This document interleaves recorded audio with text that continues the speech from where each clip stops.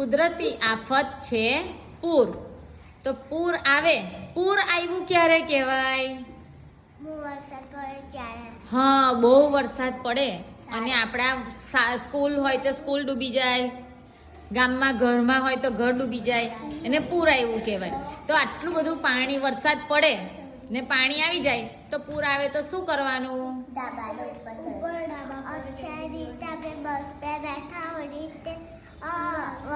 વરસાદ પડતો હોય ત્યાં સલામત નીકળી જવાનું ને 7-8 જણાનું હાથ પકડીને નીકળી જવાનું. હા, પૂર આવે તો શું કરવાનું? પૂર આવે તો આપણને સલામત છે તે ઉપર જતું રહેવાનું, છાપરા પર કે ધાબા પર જતું રહેવાનું.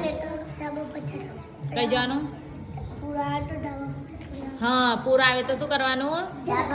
આપણા ઘરમાં કોઈ કિંમતી સામાન હોય, આપણી જરૂરી કોઈ દવા હોય અથવા થોડું ખાવાનું લઈ અને અગાસી હોય, ધાબુ હોય,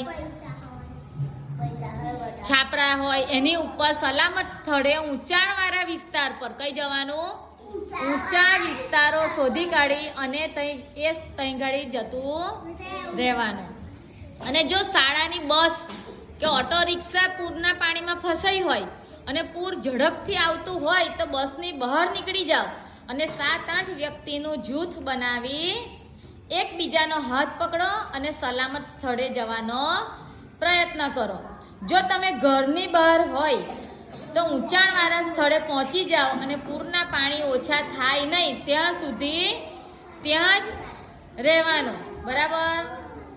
જો આ ચિત્રમાં ગાડીઓ, મકાનો, મોટી મોટી બિલ્ડિંગો દેખાય છે તો એક માળ ડૂબી ગયો છે, દેખાય છે હે ને? હા, અને ઊંચાણવાળા વિસ્તાર પર જઈને રેડિયો છે, મોબાઈલ હોય તો એમાં સમાચાર જોવાના કે ક્યાં કેટલું પાણી ભરાયું છે, કઈ જગ્યા સલામત છે. બરાબર?